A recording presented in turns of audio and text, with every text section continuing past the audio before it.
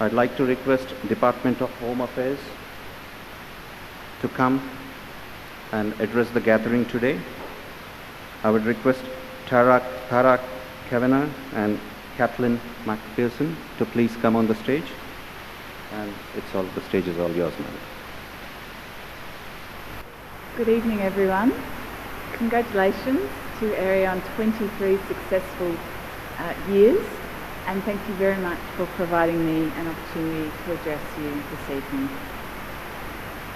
International education is a vital contributor to Australia's economy, as well as to the vibrancy of our cities, and it supports the people-to-people links between Australia and India that serve to bring our countries closer together in our bilateral relationship and on the international stage.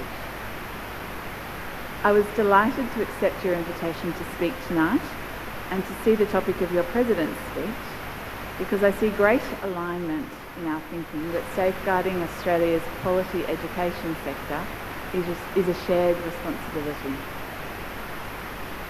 This is particularly the case in a market as important to all of us as India. While we're all excited to support growth, we must work together to ensure this growth is sustainable. This means that it is focused on quality at every step. A quality product, a high quality of service to prospective students, a high standard of integrity in the visa application process, and a positive experience and educational outcome for the student in Australia. International education from India to Australia is the shining star of the India economic strategy. To borrow from the strategy, there is no sector with greater promise for Australia than India in education. Australia's future growth and prosperity will be driven by our ability to generate and attract the best and the brightest. And getting education right will also be critical for India to maximise the potential of its demographic dividend. To this end, we've set an ambitious goal, with the strategy anticipating growth in student enrolments from India to a figure of over 190,000 enrolments per year by 2035, with an estimated $12 billion per annum per year in education exports. And growth is already happening, of course, with a 38% increase in enrolments across all categories in India in 2019 compared with the same period in 2018. To continue to reach this goal, however, we must remain focused on quality, and growth must be sustainable. The risk of damaging our product, reputation, and the trajectory of this growth are very real if we do not take this seriously. To this end, I'd like to focus tonight on the role that the Department of Home Affairs plays and how we see the role of our partner in this, the student agency.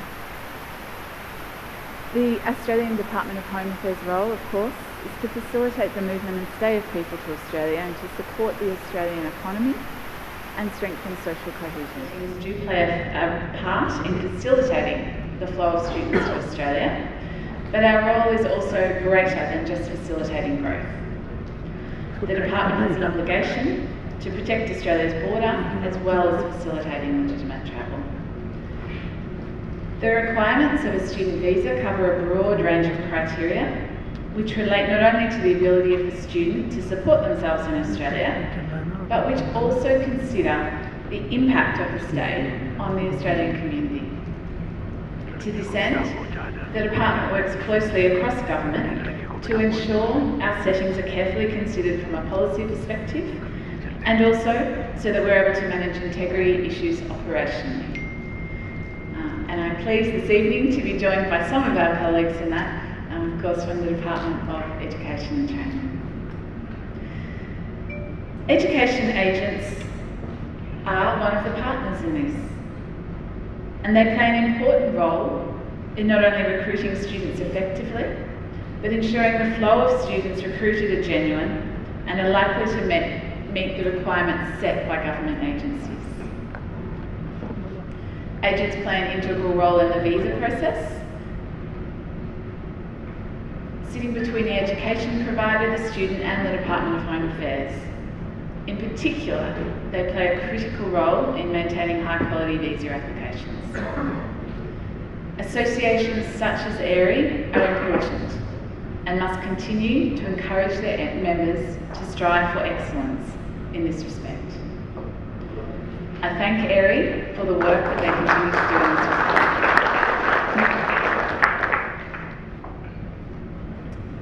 To my mind, one of the most important steps for agents lies here in the initial contact that you have with prospective students to Australia. And this is around the outcome that you are focused on achieving for them. While it's recognised that pathways to migration are extremely attractive to prospective students, migration to Australia cannot be the only driver for educational outcomes. In this respect, we rely very heavily on you to ensure that regardless of long-term goals, students have the means, the educational background and the genuine desire to pursue the course of study that they are applying to undertake in Australia. This is a foundation stone for getting the rest of the quality picture right.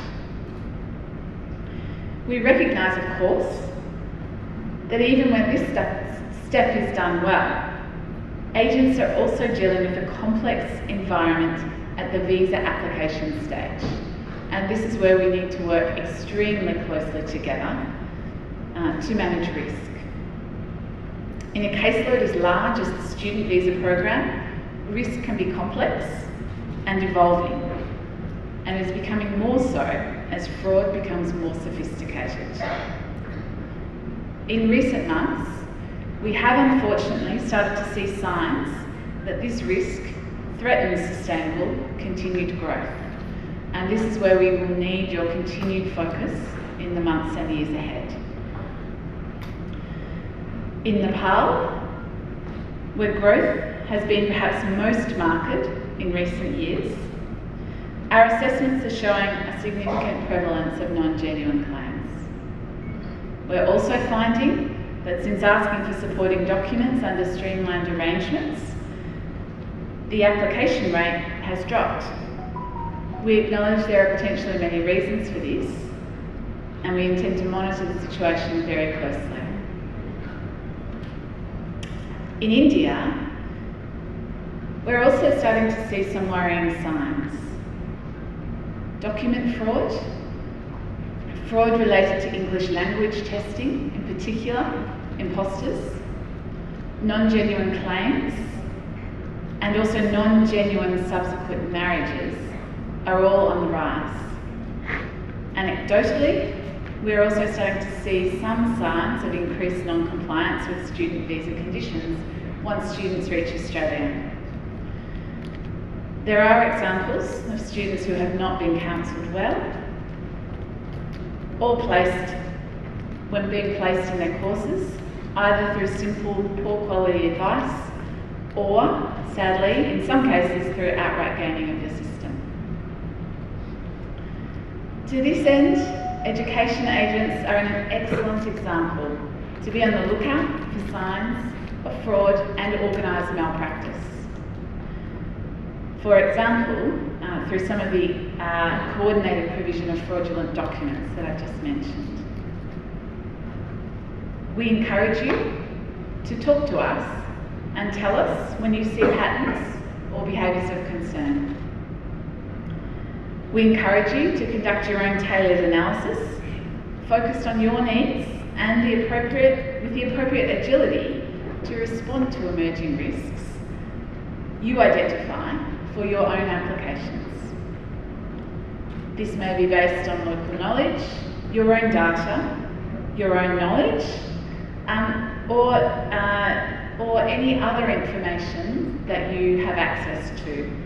To this extent, there are rich sources of data publicly available to agents that work on visa applications. This includes student visa data on the Department of Home Affairs website, as well as extensive research that other agencies, such as Department of Education and Training and Austrade, publish regularly.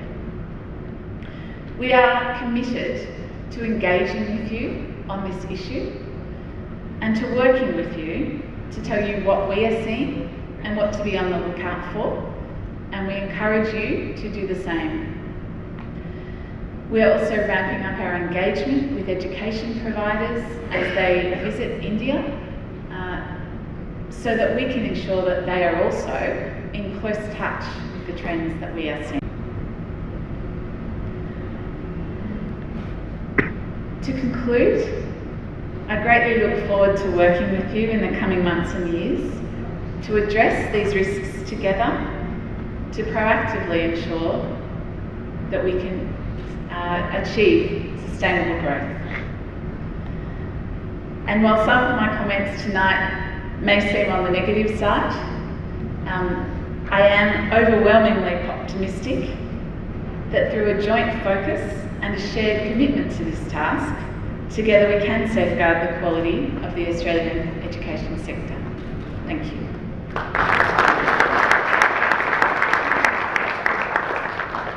I'll ask my colleague Caitlin McPherson to join me. I understand that we have a few minutes now for questions.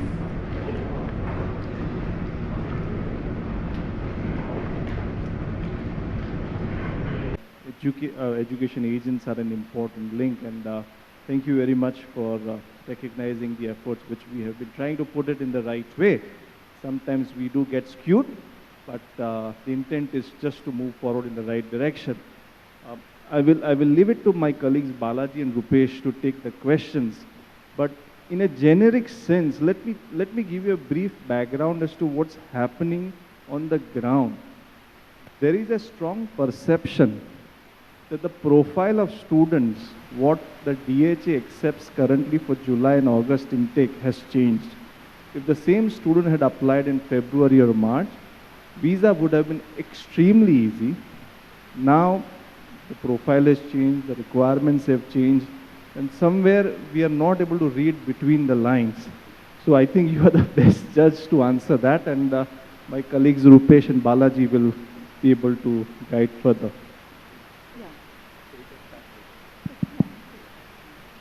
We are proceeding with the question answer, and probably those who would love to have their questions asked, please raise your hands. We would come over there and take your questions. Any questions? To start with, I might just address the comments while people think about their questions. I guess I would say,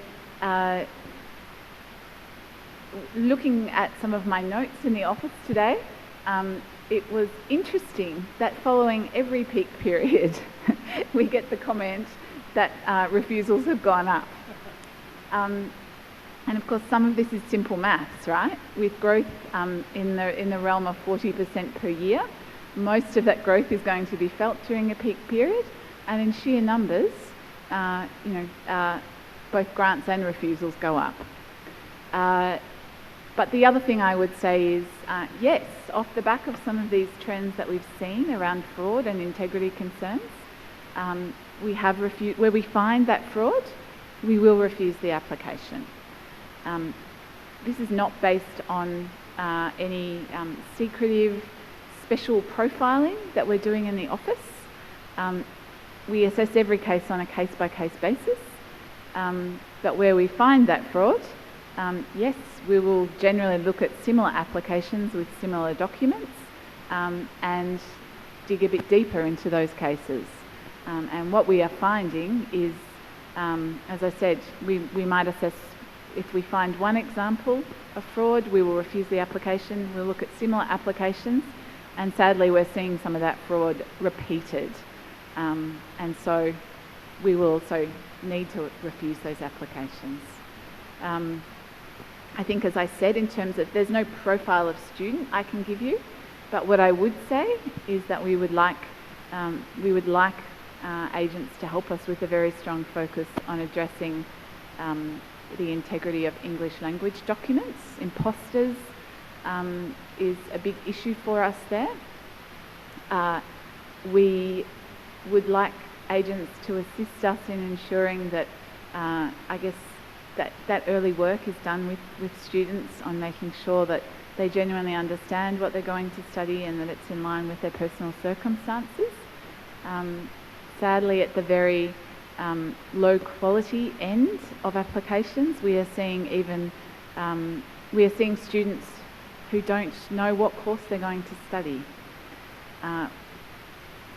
Going on from that, we're seeing cases where we ring a student to ask them more questions about what course they're going to study, and the person that we engage with is also an imposter. So I tell you this not to cast blame, but to say that in our view, this fraud is it is very well organised. What we see in Home Affairs more broadly is that fraud and integrity concerns are often extremely sophisticated, to the extent that they can be facilitated by criminal organisations. Good quality agents are at much as risk from this behaviour as we are in assessing visa applications, and we are very committed to staying in touch with organisations such as AAERI and with providers and telling you about these trends as they arise, because they will continue to evolve. As soon as we start refusals, the pattern will shift. This is what we see in all visa application programs. And yeah, we will absolutely stay in contact with you so that we can tell you about these patterns. Thanks, Tara. Over to Balaji and Rupesh. Any questions? Any questions, please? I know there is always the first question is the tough question. Is Immigration Australia is looking any deadlines for the time period for the results? Sometimes students even apply 45 days before the course actually begins, but still miss out the deadlines, and due to the COAs are not being released, and we get a unfortunately declined visa because there is no COA. So is Immigration Australia is looking after that if the visa is being applied before 45 days, the visa decision will be given? We are very committed to supporting Australia's education industry and products, but we do find it extremely challenging when offers are made very close to course commencement dates, particularly in peak periods. And we do continue to see significant numbers where that's happening. In fact, it's been steadily increasing in the last two peak periods. The concern, this places great pressure on us. I know it places great pressure on agents, but what really concerns me is, I guess, some of the stress and anxiety also that it places on students and their parents, who by this stage have invested a significant amount of money. I would, all I can do is make a plea to all education providers who are here tonight to assist us in this, I guess, concluding their activities as early as possible. Noting our visa application process generally takes about 6 to 8 weeks. Giving us that time and giving the student and their parents that time is really helpful. Of course, when we get less time, we do our absolute best. Caitlin's team has just come out of an extremely busy period. Across the High Commission, we throw all of our resources at student peak periods. We work long days, we work weekends, we do everything we can. But if we can be given a little bit more time, that would be wonderful. We would like to start a bit of a communications campaign later this year, I guess, to get the message out more broadly to students who are finishing up their studies in India and just starting to think about their next steps, about what those timeframes look like, so that we can hopefully also encourage Indian students to start talking to providers early.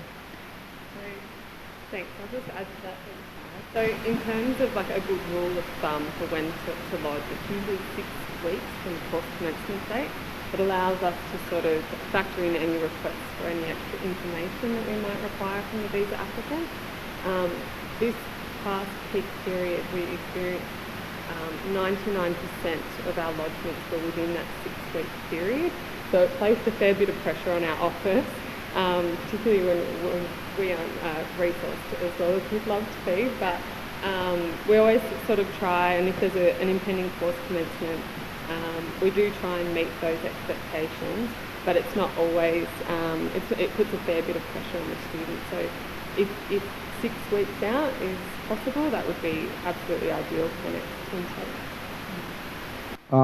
My question is, when we receive 10 refusal letters, out of that, in the 9 refusal letters, the reasons are going to be the same. So when we are talking about educating the agents, if specific reasons are given, it's going to be a dictionary for us. Next time when we go around doing it, we can just follow the instructions that we are going to give, and we can guide the students accordingly. So I think most of the refusal letters have got the same information based on statement of purpose. So is it possible to change the generic refusal letter into a specific refusal, so that we can definitely go and try to engage the students and engage with you also, and try to put down a better quality? Thank you. Short answer is yes. Thank you for that feedback. We understand that giving you more information in the letter is important, and we absolutely undertake to do that. We've already, Caitlin has already started a program of work to make sure that's happening. So we've heard you, and yeah, I hope you see the results soon. I can add as well, we do regular quality control and quality auditing of our decisions. So I look over various decisions of our visa processing officers, and so do teams in Canberra as well. So the reasons for refusal, they are closely monitored, particularly by our program management team in Canberra. So it is something that's on our radar, and we'll definitely hope to see some updates and changes. Good evening, ma'am. As Rahul said about the profile, I'll try to put figures to the profile and ask for your feedback on that. A student with, I'm not trying to discuss a particular case, but just a generic, a student with around 90% marks from CBSE board, wanting to go for Bachelor of IT with a good family income is refused with a TOEFL score of 6.5 and 6 each. Now, if this kind of profile is being rejected, I think our worries are there, then we are worried. And my second request would be, if such profiles are being refused, maybe at times with the overlook, can we request you to kindly look at the possibility of reconsidering those applications as it is done for the other countries? Now, here what happens in Australia, you can't reapply without getting a new COE, which universities refuse to give because they have to worry about their own visa rejections. These are the 2 points, I want you to raise. Thank you. Look, I think I would have to reiterate, there is no profile I can give you of applications that are going to be refused. Under our legislation, we must refuse an application where one of the criteria is not met. I guess the key areas that we are looking at, of course, is English language, educational qualifications, the financial criteria, but also the overarching genuine temporary entry requirement. And this is where ensuring that the student is being placed in the right course and is aware and understanding of where they're going in Australia becomes really important. If I can give you further guidance, what we would like to see is agents double checking people's English language qualifications. That's an area where we're seeing significant imposter fraud. We would also like to suggest that when it comes to the genuine temporary entry requirement, as I said, if we have any concerns, we interview a student. What I would strongly suggest is that agents take that step very, very seriously. We have concerns when we hear that that step has been subcontracted to a sub-agent. That often presents some risk to you. If you're not in contact with the student and actually aware that the course that you have placed them in matches, their counselling, and that you've been in contact with them and their parents, you're possibly inviting some risk. I'll get Caitlin to perhaps speak a little bit about what you might like to look at closely in terms of the financial requirements. Yeah, so in terms of finances, recent injections of funds we sort of look at a little bit closely, and if there's no logical explanation for them, if it's, for instance, something like a recent retirement payout or a lottery win, if that is explained and obvious to a decision maker, then there won't be any issues. But if it's a recent injection into someone's bank account, we sort of question the ability for a student to be able to support themselves and the long-term access that they will have whilst living in Australia to those funds. Yeah. I think here is where, as I said, agents being in contact with the student and their parents and getting to know them and understanding their socioeconomic profile and whether the whole package makes sense is really important. You know this. You know this market, and I guess, as Caitlin's alluded to, we are seeing significant cases of organised fraud with individuals who make a business and a profit out of recycling funds through bank accounts simply for the purpose of visa applications. One way you can guard against that when you're dealing with students is by, I guess, thinking about, does what I'm being told by them and their family make sense when I look at the other information they're giving me? If it doesn't quite make sense, ask more questions. Tara, can I ask you a question over here? I think you have touched a very interesting topic where principal agent is responsible not only for lodging the admissions but also for the visas. Now, talking the same direction, there are blogs and WhatsApp circulations going around on the proposed ESOS changes from 1st October 2019, where there will be a unique ID number likely to generate and stuff like that. Maybe in case if any information is available in the public domain, if you can share so that we are mentally prepared about the structural changes coming up. From the Department of Education, in case if something is close on that or it's still on the exploration stages, because there are blogs and there are WhatsApp circulations coming around and we are still not sure. So in case if some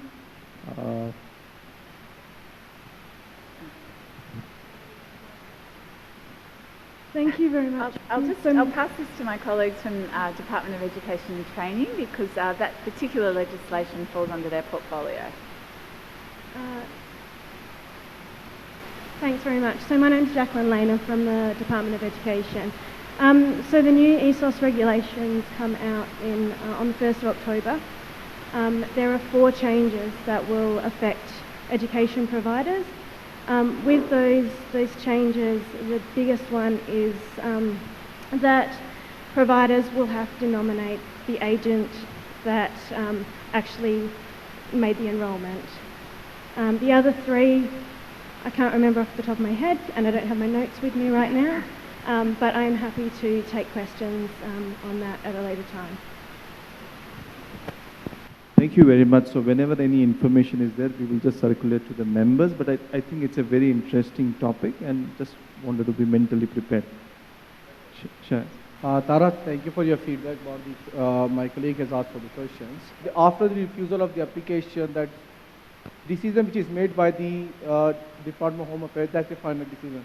If there is a review, might be some error in making the decision by the case officer. So there is no opportunity for the agent, any platform where the agents can raise their concern that this is the profile which we believe that has been a subjective refusal. Because there should be a mechanism where there could be checked that not, I don't say that cases are not doing the right job, they're doing the right job, but some of the instances where it looks like they are the subjective refusal. There should be a mechanism where the agents can raise their voice. This is an application which we would like the department to reconsider it. And this cannot be happened without, because we cannot relaunch the application, because most of the university, they are not issuing the second COE because they believe that they have risking their risk rating. At the same time, there is no mechanism from the Department of Immigration that we can raise our concern where the department can raise, look at that application again without having a valid new COE. So it's something that feels bad if you can consider in future that there should be some platform from Department of Immigration where we can raise our concern that this is the application we would like to be reconsidered, or maybe you can raise that, because some of the cases sometimes if the refusal comes, it doesn't make any sense. And there is no platform where we can raise our voices. Sure. So obviously we're starting to engage a little bit more from the Australian High Commission here. So this is a dialogue that we can definitely continue.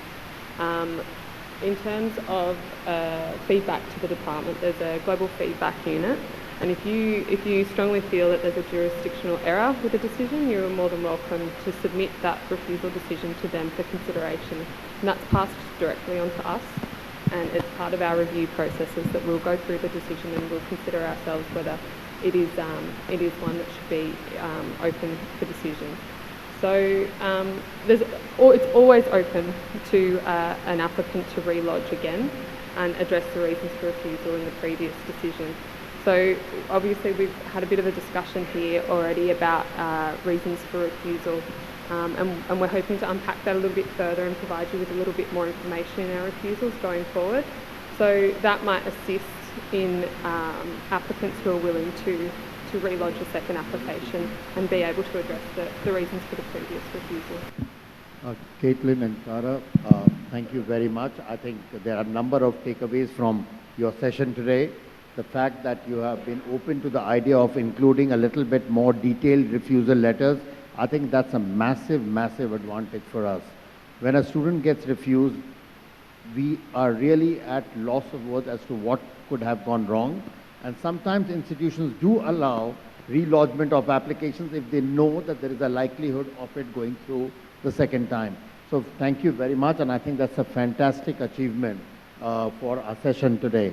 The second point which Tara mentioned, and I think she elaborated on a little bit about the principal agent subcontracting the visa to a sub-agent. I think that's a matter of concern which AAERI has anyway taken up in its own advisory, and we are going forward talking about the principal agent being fully accountable for the process.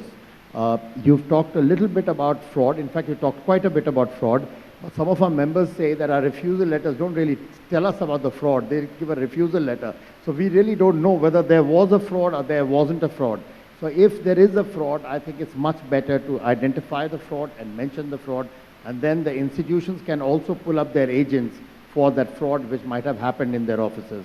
So I think it's fantastic, and thank you very much.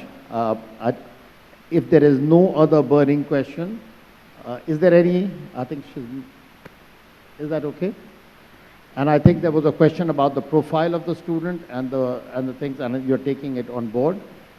Also, I want to thank you on behalf of the education providers and AAERI.